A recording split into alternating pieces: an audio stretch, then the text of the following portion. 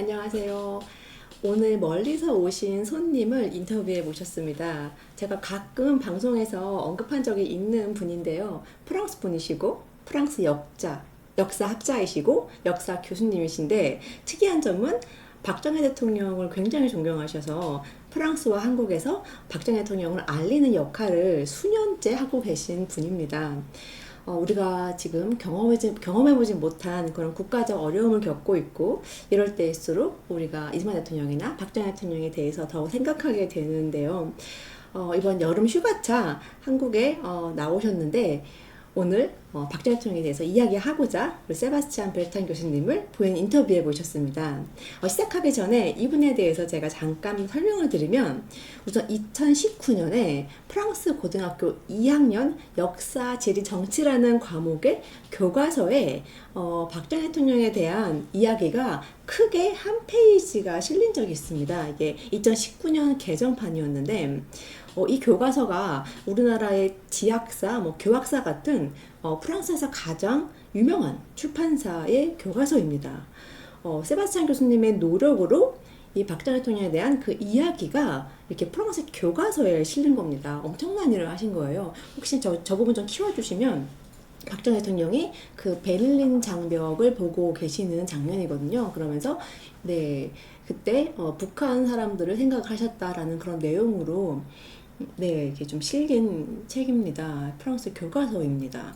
제가 그래서 저 부분을 번역을 해서 예전에 박정희 기념재단에 보내준 적이 있었거든요. 그 이후로 한국에 자주 오셔서 세미나나 여러 가지 강의도 하시고, 그래서 활동을 굉장히 많이 하셨는데요. 제가 만난 프랑스 사람들 중에 가장 보수우파, 정치 성향도 가장 잘 맞아서 저랑은 굉장히 친한 친구가 되었습니다. 그래서 원래는 저는 이제 서로 반말로 하지만, 오늘은 이제 존댓말로, 이제 프랑스어도 존댓말과 반말이 있거든요. 그래서 존댓말로 이제 진행을 하게 될 거고, 그래서 오늘 특별히 프랑스에서 오신 세바스찬 교수님과 한번 이야기를 나눠보겠습니다. 안녕하세요. 안녕하세요. 네, 자기 소개를 좀 해주세요. 안녕하세요. 세바스찬 베트랑입니다. 프랑스 역사 교수입니다. 반갑습니다. 네, 제가 지금부터는 불어로 인터뷰를 진행을 하고, 이제 자막으로 저희가 이렇게 보실 수 있도록 하겠습니다. Nous avons réalisé une interview il y a 12 ans et depuis de nombreux nouveaux téléspectateurs ont rejoint notre chaîne et beaucoup d'entre eux vous découvrent peut-être. Pourriez-vous vous présenter brièvement en français? 한국말을 못해서 죄송합니다. Eh bien, je suis professeur et j'enseigne à Paris, à la cité scolaire Janson de Sailly. Alors, j'enseigne à des étudiants de classe préparatoire aux grandes écoles, qui est un système très spécifique à mon pays, où l'on prépare de façon très intense des étudiants après le baccalauréat à des concours pour intégrer des grandes écoles littéraires, scientifiques ou économiques. Donc moi j'enseigne l'histoire, la géographie et la géopolitique à des étudiants qui préparent les grandes écoles de commerce et de management. Et j'écris aussi pour des revues, pour des manuels scolaires, comme vous l'avez rappelé. Et je fais aussi de nombreuses conférences dans différents pays. Vous avez collaboré avec la Fondation Barthélemy sur divers projets ces 3 dernières années. J'ai été votre interprète à chaque fois. Et beaucoup se demandent comment un historien français s'est-il intéressé au président Barthélemy? Alors, répondre à cette question qu'on me pose assez souvent m'amène à vous en dire un petit peu plus sur moi. En fait, je fais partie de la première génération de Français qui a véritablement grandi avec la culture asiatique. C'est-à-dire que ma génération a été un peu la première à la fois à regarder des dessins animés japonais, des séries télévisées japonaises, à jouer en même temps sur des consoles japonaises, à des jeux vidéo qui montraient des éléments de la culture asiatique, à pratiquer des arts martiaux, y compris le taekwondo. Au moment d'ailleurs où la Corée du Sud, ainsi que d'autres pays d'Asie, émergeait à la surface du monde, dans la compétition économique mondiale. Et d'ailleurs, les Jeux Olympiques de Séoul sont mon deuxième grand souvenir de télévision. D'accord.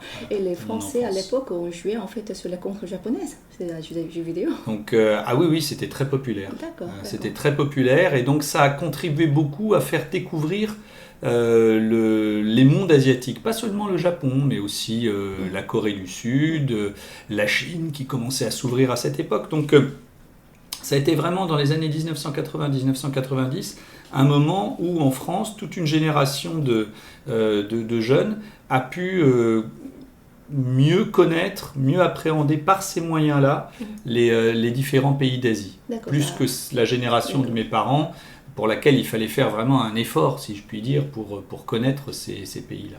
Ça a donné en fait une ouverture sur, Oui. sur d'autres pays Oui, oui. asiatiques. Et les Jeux Olympiques de Séoul, je vous dis, moi, ça a été mon deuxième premier souvenir d'événement international à la télévision, ont aidé beaucoup à cela. Bien, en m'intéressant à l'Asie, j'ai regardé un documentaire, il y a près de 25 ans, sur l'émergence des pays d'Asie orientale après la Deuxième Guerre mondiale, un documentaire américain.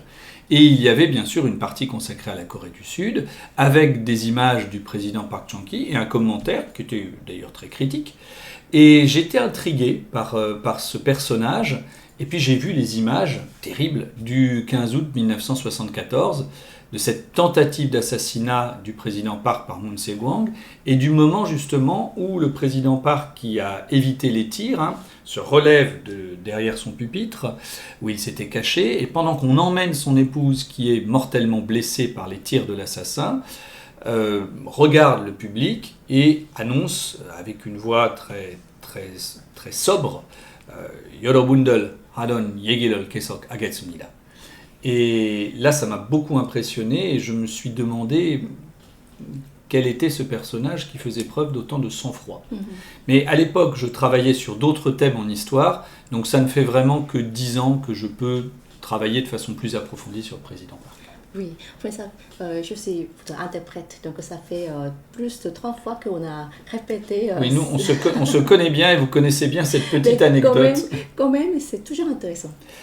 En tout cas, c'est un moment important. Et d'ailleurs, dans mon travail d'enseignement, pendant les premières années où j'étais professeur en lycée, où j'enseignais la géographie de manière assez générale, notamment celle des pays d'Asie orientale, je montrais les images de cet événement du 15 août 1974 pour que mes élèves puissent se rendre compte de la réalité de la menace nord-coréenne et du danger qui planait sur les dirigeants de la Corée du Sud.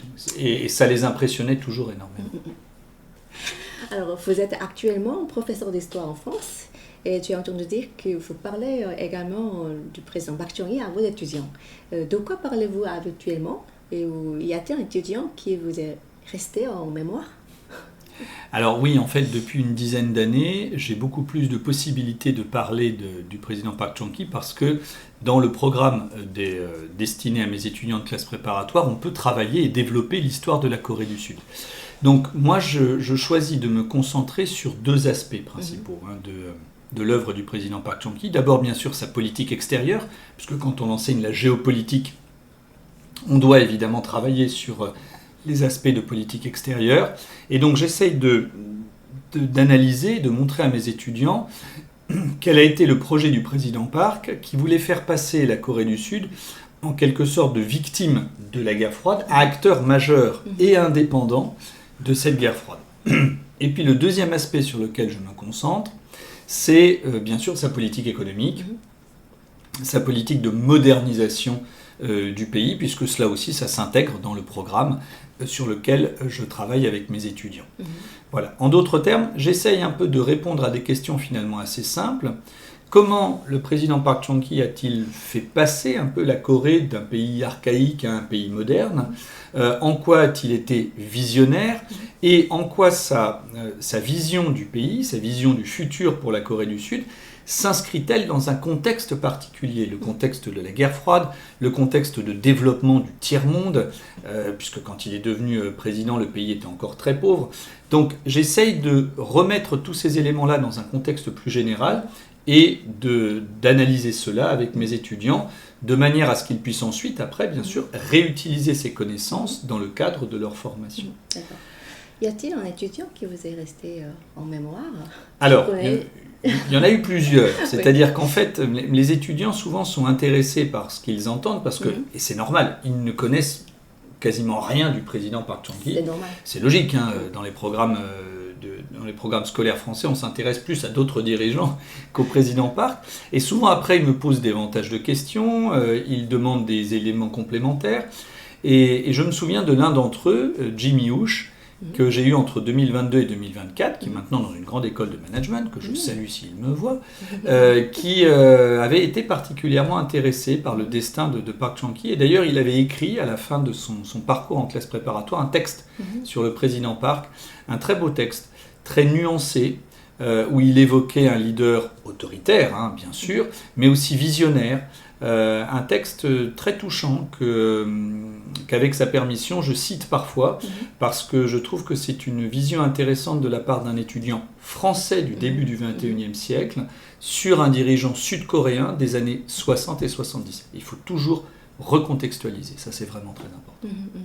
제가 한국말로 잠깐 설명을 하면 그 세바스찬 교수님이 가르치는 학생들이 그 그랑제골 프랑스에서 엘리트만 가는 그 엘리트 양성 코스인 그랑제골에 가기 위해 준비하는 반 학생들을 가르치는 거거든요. 근데 그 학생들이 어떻게 보면 프랑스의 앞으로 미래의 리더가 될 친구들이고 그리고 프랑스에서 가장 똑똑한 애들이 가장 공부를 많이 하는 시기에 선생님께 이제 배우는 거예요. 그래서 어떻게 보면 프랑스의 차세대 리더들에게 박 전 대통령에 대해 소개한다는 그런 굉장히 좀 의미가 있는 것 같습니다.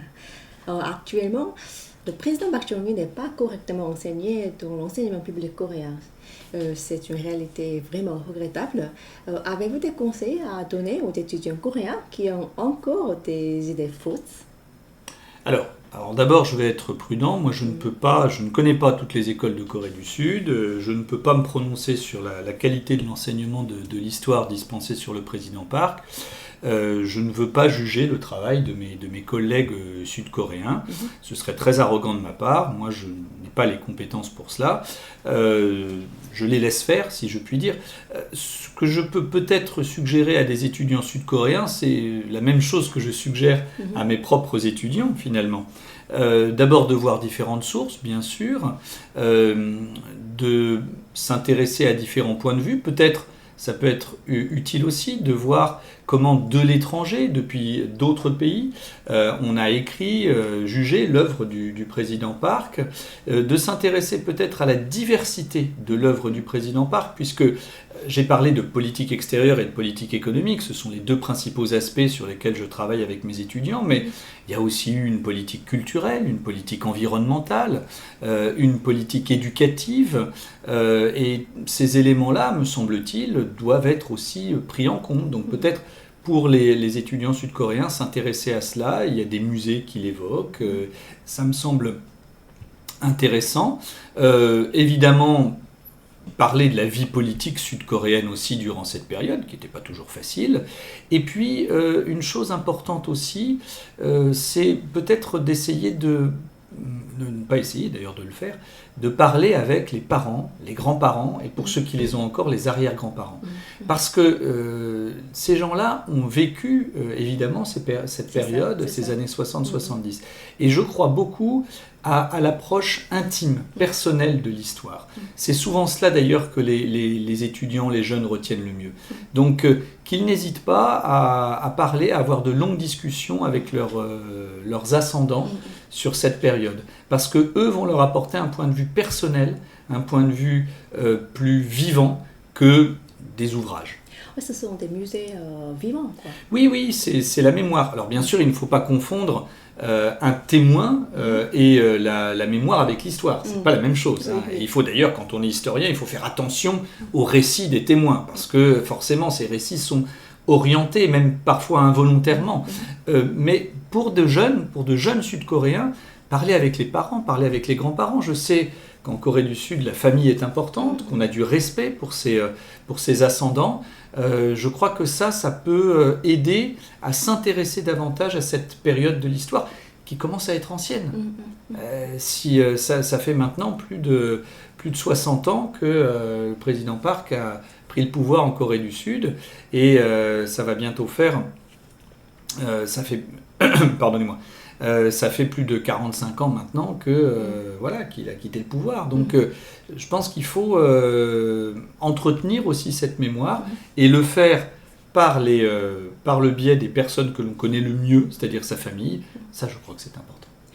Je suis tout à fait d'accord avec vous. C'est important de parler avec les gens qui ont vécu en fait de la période. Est-ce que les jeunes Français parlent souvent avec leurs parents, leurs grands-parents? Alors, là aussi, c'est difficile pour moi de répondre à cette question parce que je ne connais pas tous les jeunes Français. Je sais que quand j'en parle avec mes étudiants, je les encourage à le faire. Je sais que souvent, ils le font. Après, l'histoire de France a beaucoup évolué ces dernières années. Vous avez un certain nombre de jeunes Français dont les parents ou les grands-parents n'étaient pas français ou ne vivaient pas sur le territoire français à l'époque des événements de la Seconde Guerre mondiale, par exemple. Donc ils amènent une histoire qui est un peu différente, mais que l'on espère pouvoir intégrer aussi dans l'histoire de la France. Ce que je peux dire en tout cas, c'est que les questions de mémoire, les questions d'histoire intéressent les Français. Les Français s'intéressent à l'histoire de leur pays. Ça, c'est certain. Alors, il y a quelques jours, c'était le 15 août. Ce jour revêt de nombreuses significations pour les Coréens, mais c'est aussi le jour de décès de Madame Yu Kyung-soo. Que pensez-vous de Madame Yu Kyung-soo? Alors, d'après ce que j'ai lu, écrit et entendu sur elle, moi je dirais que c'est la First Lady, puisque le terme existe en Corée du Sud, la plus marquante de l'histoire de la Corée du Sud. Je vois 3 raisons à cela. La première, c'est parce qu'elle incarnait des valeurs à la fois traditionnelles et modernes de la femme coréenne de son temps, de la femme sud-coréenne, si je puis dire. D'abord, c'est une femme qui est issue d'un milieu aisé, qui a donc reçu une éducation beaucoup plus complète que la majorité des femmes sud-coréennes de l'époque. Ensuite, elle a fait un mariage d'amour avec Park Chung-hee, contre l'avis de son père d'ailleurs, ce qui à l'époque n'était pas facile. Et puis, une fois devenue épouse du président, elle incarnait l'aspect traditionnel de la femme sud-coréenne. On la voyait toujours en hanbok dans les cérémonies, dans les déplacements officiels. Mais en même temps, c'était quelqu'un qui jouait un rôle actif en politique et qui s'impliquait et qui n'était pas seulement dans l'ombre de son mari. Et donc c'est la deuxième raison qui fait que je pense qu'elle a été une figure très marquante. C'est parce qu'elle a véritablement été impliquée en politique. Alors d'abord auprès de son époux, parce qu'elle avait tendance, on le sait, à essayer d'infléchir un petit peu ses décisions, de donner son avis sur les décisions que prenait Park Chung-hee. Et comme elle avait souvent le souhait d'adoucir un peu les décisions du président Park et le côté très autoritaire de son époux, Park Chung-hee l'avait surnommé, ça c'est connu, le premier parti d'opposition. Et je crois que ça a beaucoup contribué aussi à l'efficacité des mesures prises par le président Park Chung-hee. Alors, je souligne quand même qu'elle n'était pas la première. L'épouse de Lee Seung-man avait été aussi très impliquée dans la vie politique parce qu'elle était américaine. Oui, Madame Francesca. Absolument. Oui. Et alors, la troisième raison qui fait que pour moi, Yu Kyung-soo a été véritablement la First Lady la plus marquante de l'histoire de son pays, c'est parce qu'elle était, je dirais, à l'écoute et au service des Sud-Coréens. Elle a véritablement incarné une sorte de mère de la nation pour les Sud-Coréens. C'était quelqu'un qui avait une grande capacité d'empathie, qui écoutait beaucoup, qui consolait beaucoup aussi. On l'a vu quand même se rendre à Sodokdo, sur l'île où il y avait une léproserie, et serrer la main de lépreux sans gants, alors qu'à l'époque c'était des gens qui étaient ostracisés, dont on ne voulait pas entendre parler. Elle prenait les malades dans ses bras sans avoir peur, et c'était quelqu'un qui prenait le temps de répondre autant qu'elle le pouvait personnellement aux lettres qu'elle recevait. Et puis surtout, c'était quelqu'un qui agissait. C'est-à-dire que, et notamment entre 1970 et 1973, Yo Kyung-soo a travaillé à l'ouverture d'instituts pour des enfants handicapés, pour des enfants en difficulté, pour faciliter leur éducation. Il y avait, vous le savez, des centaines de milliers d'enfants à l'époque qui étaient orphelins, qui étaient abandonnés. Et donc, Yo Kyung-soo était très sensible à cela. Elle était aussi impliquée dans la Croix-Rouge sud-coréenne. Donc, alors évidemment, le terme que je vais utiliser est souvent un peu galvaudé, mais on peut dire que c'était une femme de cœur et une femme qui souhaitait, dans le domaine caritatif, faire de son mieux pour améliorer le sort des Sud-Coréens. Et la meilleure preuve, peut-être, de cet engagement auprès des Sud-Coréens, c'est l'émotion qui a été suscitée par sa mort. Lors de ses funérailles, on dit qu'il y a eu plus d'1 million de personnes qui ont assisté au cortège funéraire, ce qui était quand même considérable, compte tenu des moyens de communication de l'époque. Et c'est véritablement tout un peuple qui s'est recueilli et qui a déploré l'assassinat de Yo Kyung-soo. Et puis une dernière chose aussi qui, moi, me marque toujours, quand je parle de Yo Kyung-soo à des Sud-Coréens, quel que soit leur bord politique, quelle que soit leur appréciation du président Park Chung-hee, qui suscite bien sûr encore la controverse, évidemment, je n'entends jamais un mot négatif sur Yo Kyung-soo. Je pense que c'est une personne qui faisait l'unanimité et sa mort en 1974 a laissé un grand vide, un vide d'abord dans le cœur de son mari. Ça a marqué aussi un changement dans l'action politique du président Park Chung-hee qui s'est durci après cela parce qu'il se sentait seul et qui a toujours été très marqué par le décès tragique de son épouse. C'est lui qui aurait dû mourir, et non elle. En tout cas, la balle lui était destinée. Voilà, donc tout ceci fait que je pense qu'elle a profondément marqué l'histoire de la Corée du Sud. Je termine sur une petite anecdote. La proviseure adjointe de ma cité scolaire, de Janson de Sailly, nourrit une grande passion pour Yo Kyung-soo. Ah bon? Et oui. Et elle me demande souvent de lui en parler. Elle me dit c'était quand même une femme exceptionnelle, etc. Oui, elle a beaucoup d'admiration pour cette femme qui, je pense, a laissé en effet une empreinte importante. Oui.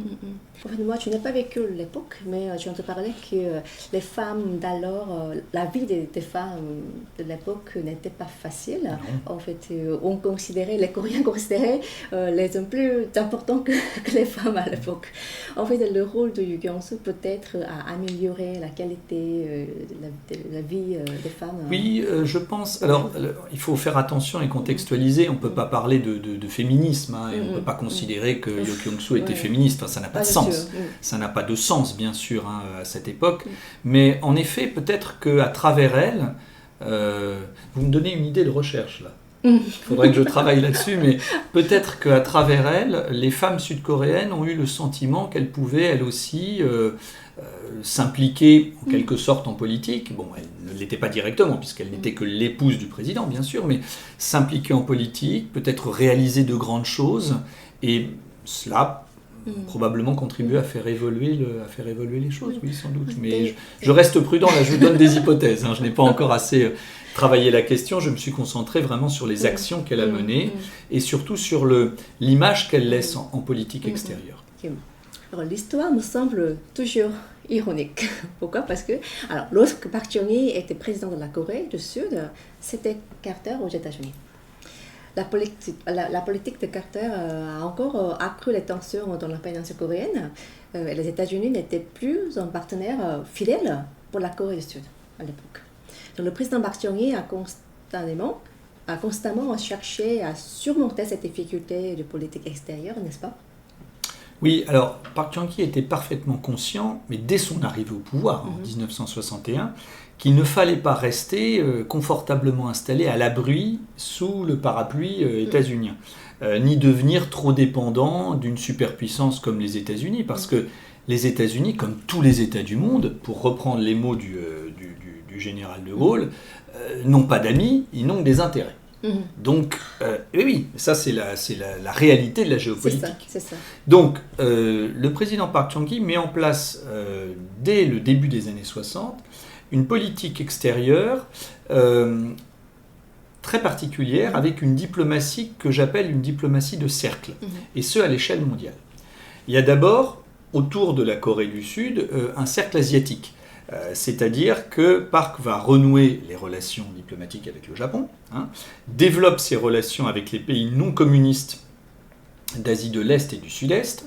Par exemple, en 1966, il se rend à Taïwan, il se rend en Malaisie, il se rend en Thaïlande, il se rend aux Philippines, il fait une visite à Hong Kong, colonie britannique, et puis il va se rendre aussi au Sud-Vietnam. Donc il y a d'abord cette volonté de renforcer les relations avec le cercle asiatique des pays non communistes, pour sortir de l'isolement. Ensuite, vous avez ce que j'appelle le cercle pacifique, c'est-à-dire les pays non asiatiques du Pacifique. Et donc là, Park, bien sûr, maintient l'alliance avec les États-Unis, il la renforce même à différents moments, mais il va aussi développer les relations avec l'Australie, où il se rend en 1968, avec la Nouvelle-Zélande, qui sont à cette époque-là les seuls pays de la partie occidentale du Pacifique qui sont développés avec le Japon et qui sont relativement proches de la Corée du Sud, géographiquement comparé aux États-Unis. Le troisième cercle, c'est le cercle européen. Park Chung-hee avait un profond intérêt, une profonde admiration pour les pays d'Europe, comme la France, comme le Royaume-Uni, comme l'Allemagne. Et donc, il va petit à petit renforcer les relations avec ces pays-là. Il va mettre en place, établir des relations diplomatiques avec d'autres pays européens, jusqu'en Finlande, donc ça va très loin quand même, pour pouvoir s'appuyer plus sur ce cercle européen. Et puis le dernier cercle, c'est le cercle du tiers-monde. Surtout à partir du début des années 70, vous avez des relations qui se développent avec des pays d'Afrique, des pays du Moyen-Orient, des pays d'Amérique latine. Alors, pourquoi met-il en place cette diplomatie de cercle ? Alors, il y a plusieurs raisons à cela. Le premier objectif, c'est bien sûr de sortir la Corée du Sud de son isolement. Parce qu'autour de la Corée du Sud, vous avez la Corée du Nord, l'URSS, la Chine communiste et le Japon, l'ancienne puissance colonisatrice. Donc la Corée du Sud, potentiellement, est très très très isolée en Asie du Nord-Est. Le deuxième objectif de Park, à travers cette diplomatie de cercle, c'est d'engager la Corée du Sud dans la guerre froide pour qu'elle puisse en quelque sorte mériter sa place, si je puis dire, et en devenir un acteur majeur. Parce que quand vous êtes un acteur majeur d'un conflit ou d'un dispositif de relations à l'échelle mondiale, vous êtes incontournable. On doit faire avec vous. Voyez. La troisième raison, c'est bien sûr remporter la compétition diplomatique avec la Corée du Nord. Parce que là, il y a une sorte de match qui s'est engagé depuis 1948. Et c'est une compétition qui est gagnée à la fin des années 1970. En 1960, il y a à peu près 15 États qui reconnaissent la Corée du Sud dans le monde et 15 États qui reconnaissent la Corée du Nord. Et en 1980, eh bien là, il y a beaucoup plus d'États de chaque côté, mais avantage Corée du Sud, puisque vous avez 112 États qui reconnaissent la Corée du Sud et 95 qui reconnaissent la Corée du Nord. Donc l'objectif du président Park est atteint. Alors une autre raison pour expliquer cette diplomatie de cercle, c'est bien sûr, là je ne vais pas détailler parce que c'est très connu, aider au développement économique du pays. On cherche des investisseurs, on cherche des devises, on a besoin d'argent, on a besoin de technologie, on a besoin de débouchés pour les exportations, on a besoin de produits à importer. Donc ça, c'est ce qui explique aussi cette volonté de renforcer les liens avec d'autres États. Enfin, une autre raison importante, c'est la volonté d'ouvrir la Corée du Sud au monde. Ça, c'est spécifique à Park Chung-hee qui estimait qu'un pays qui reste fermé, qui ne s'ouvre pas aux autres, c'est un pays qui est condamné. A fortiori la Corée du Sud, qui est un pays qui est né pendant la guerre froide. Et donc, il y a une forme de légitimité internationale à gagner. À cette époque-là, la Corée du Sud, il ne faut pas l'oublier, n'est pas membre de l'ONU. Elle n'est pas membre de l'ONU. Alors, pour ce qui est des États-Unis, Park Chung-hee a commencé à s'en méfier vraiment à partir de Nixon. À partir de la fin des années 1960, quand Nixon souhaitait asiatiser en quelque sorte la défense de l'Asie, souhaitait se retirer d'Asie. Là, il y a une méfiance qui s'installe. Pour autant, il n'a jamais voulu couper les ponts. Il savait très bien que l'alliance avec les États-Unis était importante, était même un peu vitale pour la Corée du Sud. Mais il cherchait justement à multiplier les partenariats pour ne pas en être trop dépendant. Alors, pour conclure sur cette question, en politique extérieure, de manière générale, Park Chung-hee, un peu comme le général de Gaulle, qui était un de ses modèles, considérait qu'on ne fait pas de politique autrement que sur des réalités. Voilà. Vous pardonnerez. Ça, c'était la voix du général, si je puis dire. Park Chung-hee n'était pas un doux rêveur. C'est pas un idéologue obstiné, je dirais même obsédé par l'anticommunisme. Non. C'est quelqu'un qui a réfléchi longtemps à l'histoire de son pays, qui s'est rendu compte que les Coréens ont tendance beaucoup à se diviser. Et c'est d'ailleurs ce que dit le philosophe et le géopolitologue français Raymond Aron. Raymond Aron est quelqu'un de très connu en France, c'est un des maîtres de la géopolitique française, et il rencontre le président Park Chung-hee au début des années 1970, il en parle dans ses mémoires, et il dit la chose suivante, je le cite, donc je cite Raymond Aron, le président Park m'intéressa davantage que le président Nehru, le président indien. En particulier, il parla avec bon sens du partage de la Corée. Il rappela que pendant des siècles, la Corée avait été divisée en plusieurs royaumes. Wow. Alors, cette conversation, elle montre que, vous voyez, un homme comme Raymond Aron, qui était assez sévère, parce que quand il rencontrait des dirigeants, il disait souvent les dirigeants politiques que j'ai rencontrés ne me disaient pas grand-chose. Un homme comme Raymond Aron montrait une telle considération pour les propos du président Park. Ça traduit, je pense, la réflexion du président Park Chung-hee sur l'histoire de son pays. Réflexion qu'il a beaucoup développée à travers les livres qu'il a écrits et qui ont été, pour beaucoup d'entre eux, traduits dans différentes langues, notamment en anglais.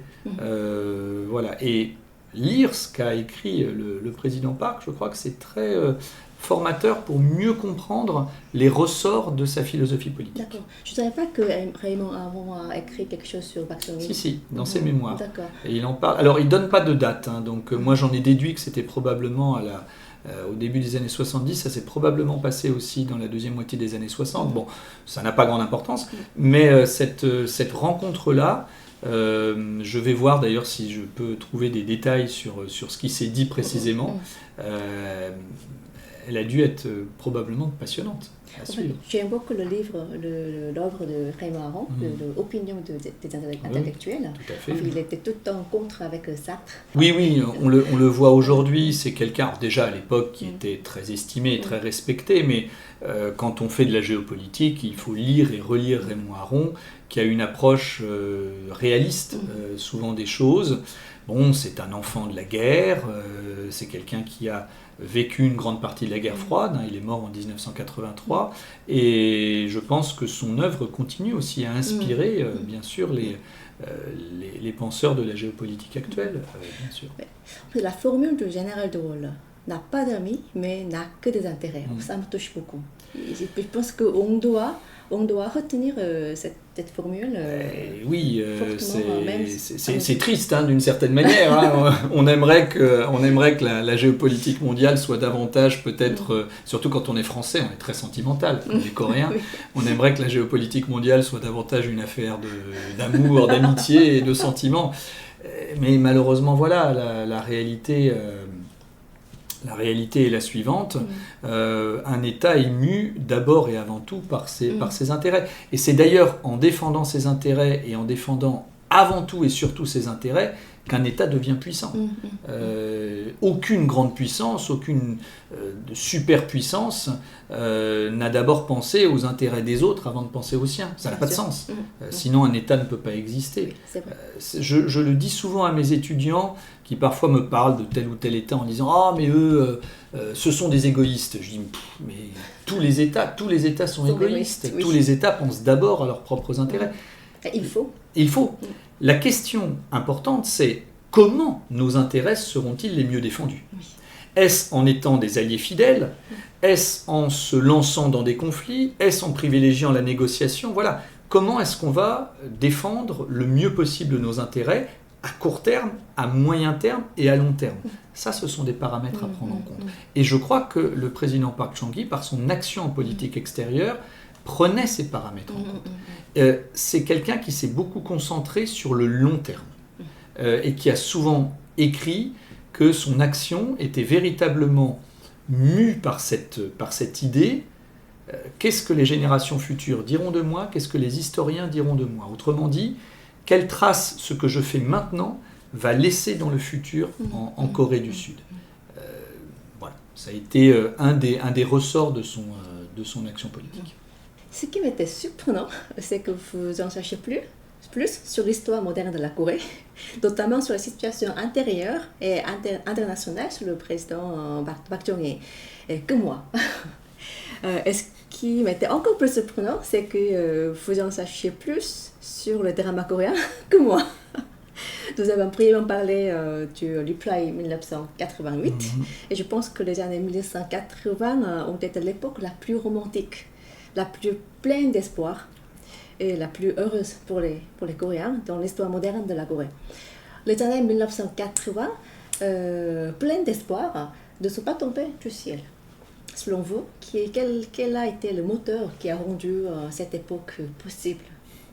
Alors, sur les dramas, d'abord, pour moi, c'est une vision, j'aime les dramas sud-coréens, parce que c'est une vision passionnante de la Corée, de son histoire et de sa société, par la mise en abîme, et puis par leur aspect un peu exagérément sombre ou exagérément idéalisé, si je puis dire. Mais bon, c'est pas toujours éloigné du ton de nos séries françaises, parce que nous sommes deux peuples très sentimentaux, donc voilà, c'est une des raisons que j'aime ça, qui font que j'aime ces dramas. Alors pour Reply 1988, qui montre en effet les espoirs, les aspirations, les rêves d'une jeunesse, dans une Corée où tout devient possible, on peut considérer que ces jeunes que l'on voit dans la série sont nés donc au tournant des années 60-70, à un moment où le gouvernement sud-coréen faisait beaucoup de choses pour éduquer cette jeunesse. Il y a la charte de l'éducation en 1968, il y a la création d'instituts de recherche, le KAIST en 1971-73, il y a la création d'instituts scientifiques, d'universités, ce développement. Vous avez des formations qui sont désormais données pour les enfants handicapés. Il y a beaucoup de choses qui se font, on promeut le sport aussi, et donc cette génération grandit à ce moment-là. On s'occupe de plus en plus d'elle, si je puis dire. Alors certes, elle n'a pas de droit politique, là il faudra attendre la fin des années 1980, mais quand vous grandissez dans un environnement comme cela, quand vous grandissez aussi dans un environnement où demain est meilleur qu'aujourd'hui, où la condition, le quotidien s'améliore, où l'électricité arrive, où l'eau courante arrive, où vous mangez désormais à votre faim, où il y a un certain confort matériel qui se met en place, je crois que ça forge aussi des personnalités. On n'oublie jamais son enfance. Et l'adolescence, c'est un moment qui va nous marquer aussi. Et cette belle série, que je trouve vraiment passionnante, drôle, très émouvante, cette belle série montre bien qu'en effet, tous ces jeunes, à la fin des années 1980, sont en quelque sorte mûrs, si je puis dire, pour une autre société. Et tout ça a pris naissance, parfois de façon un peu paradoxale, dans les années 1970. C'est vrai. Voilà. Alors, j'ai entendu dire que vous vous intéressez beaucoup au président Reagan. Pourquoi? Enfin, la raison pour laquelle je pose cette question est que je me demande souvent ce qui se serait passé si Park Chung-hee avait encore été président de la Corée lorsque Reagan était président aux États-Unis. En fait, avant même que John Do-hwan prenne ses fonctions de président, le président Reagan l'a officiellement invité aux États-Unis et est devenu un allié fidèle pour protéger la Corée du communisme. Je pense que le président Reagan voyait le président John Do-hwan comme un leader capable de protéger la Corée de la menace communiste. Et pour revenir à la question, alors, qu'est-ce qui vous intéresse chez le président Reagan? Alors, c'est une question énorme et je n'ai malheureusement pas le temps ici d'entrer dans les détails ni de donner trop d'exemples, mais je dirais que Ronald Reagan, pour moi, est quelqu'un qui a marqué profondément et de multiples manières l'histoire des États-Unis, un peu comme Roosevelt, entre 1933 et 1945. alors qu'on ne s'y attendait pas, en tout cas pas à ce point. Quand Ronald Reagan arrive au pouvoir, il a déjà 70 ans, il a une longue expérience politique derrière lui. Bon, on sait que ce n'est pas un gros travailleur, hein, mais il sait s'entourer. Et puis surtout, il entend, il comprend ses concitoyens et il sait leur parler, grâce à son passé d'acteur, hein, d'acteur hollywoodien. Et donc, il redonne confiance à un peuple qui a beaucoup douté, dans les années 60, dans les années 70, et il redonne confiance aussi aux alliés des États-Unis, qui, avec la politique de Carter, qui était illisible, qui était erratique, hein, dans le domaine des relations internationales, étaient un peu perdus, hein, ne savaient pas s'ils pouvaient compter sur les États-Unis. Avec Reagan, les choses sont très claires, et ça plaît aux Américains. Donc en politique extérieure, par exemple, il désigne clairement l'ennemi. L'ennemi, c'est l'URSS et ses alliés, que Reagan qualifie en 1983 d'empire du mal, hein, qu'il condamne, notamment quand un avion sud-coréen est abattu, hein, par un missile soviétique, un événement terrible. Reagan a parlé à ce moment-là d'un crime contre l'humanité. Mais il faut dire que le contexte a bien changé, hein. L'URSS, à ce moment-là, est repassée à l'offensive, hein, depuis la deuxième moitié des années 1970. On est dans ce qu'on appelle la guerre fraîche. Et donc, à l'opposé du président Carter, Reagan choisit de soutenir sans ambiguïté, de façon massive, les alliés des États-Unis et partout dans le monde. Il souhaitait même rétablir les relations avec la République de Chine, avec Taïwan. Et il a d'excellentes relations d'ailleurs avec le président de la République française, hein, avec François Mitterrand, ce qui n'arrivait pas très souvent entre les États-Unis et la France. Hein. On a souvent eu des controverses. Alors, Reagan d'ailleurs a rencontré, puisque vous évoquiez la relation avec John Doohan, mais il faut savoir que Reagan, le 15 octobre 1971, a rencontré le président Park Chung-hee. Ah bon ? Oui, puisqu'en fait, Reagan avait été envoyé par le président Nixon, à l'époque il était gouverneur de Californie, pour rassurer Park Chung-hee sur le caractère indéfectible de l'alliance entre les États-Unis et la Corée du Sud, puisqu'à cette époque-là, Nixon prévoyait de faire cette visite en Chine, qu'il va faire quelques mois plus tard. Et donc, on peut supposer que si Park Chung-hee avait continué à diriger la Corée du Sud en 1981, au moment où Reagan est devenu président, il se serait probablement bien entendu sur la base de l'anticommunisme, hein, de valeurs communes, mais aussi, je crois, parce qu'ils avaient une approche, l'un comme l'autre, plus pragmatique, qu'on l'a souvent dit. Reagan, on l'a fait passer parfois pour un idéologue un peu perdu. C'était quelqu'un très pragmatique finalement, qui a fait beaucoup plus de compromis qu'on ne le dit, qui a géré avec beaucoup d'habileté les relations avec l'ennemi soviétique, qui s'est montré ferme, qui s'est montré résolu, qui a toujours laissé une porte ouverte au dialogue. Et d'ailleurs, quand ce dialogue s'est engagé, il a su en tirer parti pour accélérer la fin de la guerre froide, et il y est arrivé. Et il y est arrivé. Hein. Le traité de Washington de 1987 est un très grand moment dans l'histoire des relations internationales. Alors, aux États-Unis, bon, là je vais moins en parler, mais le réaganisme a aussi beaucoup marqué l'histoire, la société, hein, américaine. Ronald Reagan laisse aujourd'hui l'image d'un président libéral, d'un président ouvert au monde, sûr des valeurs de son pays. C'est aussi le président américain de mon enfance. Donc ça joue un rôle. Mais oui, quand vous avez voilà, les premières images que j'avais des États-Unis et des présidents des États-Unis à la télévision, c'était Ronald Reagan. Donc forcément, ça laisse une empreinte un peu plus forte que les autres. Voilà. Le président français de mon enfance, c'était Jacques Chirac. Ah bah ça laisse aussi une image assez forte. Hein. D'autant plus que Jacques Chirac était passionné par l'Asie. Oui, c'est vrai. C'était un président d'une très grande culture, hein, quelqu'un qui avait une passion pour les cultures orientales. Sa façon de parler, sa façon de donner, son dialogue m'a beaucoup touché. En fait. Ça vous a beaucoup impressionné. C'est ça. Je comprends parfaitement. Exactement. Ok.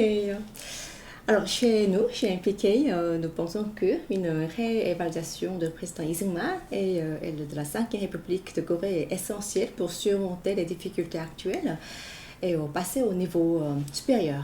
Et nous pensons qu'un changement radical dans notre compréhension historique du président Isuman et de la Cinquième République est vraiment nécessaire. Et pour y parvenir, nous devons d'abord correctement comprendre la Quatrième République. Et c'est pourquoi notre conversation d'aujourd'hui a été véritablement enrichissante.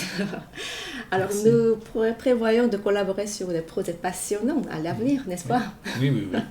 Je pense que nous vous retrouverons probablement sur notre chaîne Avec lors de plaisir. votre prochaine visite en Corée. Avec grand plaisir, oui. C'est un pays que j'aime beaucoup, qui me touche profondément et voilà, j'aime son histoire, sa culture et j'aime beaucoup les Sud-Coréens qui sont toujours des gens extrêmement ouverts, accueillants, plein d'énergie et de dynamisme et c'est ce que j'essaye de transmettre à mes étudiants. Voilà, un pays magnifique, un pays qu'il faut découvrir et redécouvrir, mais je pense que plus le temps passe, moins j'ai d'efforts à faire parce que la Corée du Sud est un pays qui est très populaire en France. Très populaire. Voilà. 오케이, 오늘 감사했습니다. 감사합니다. 감사합니다.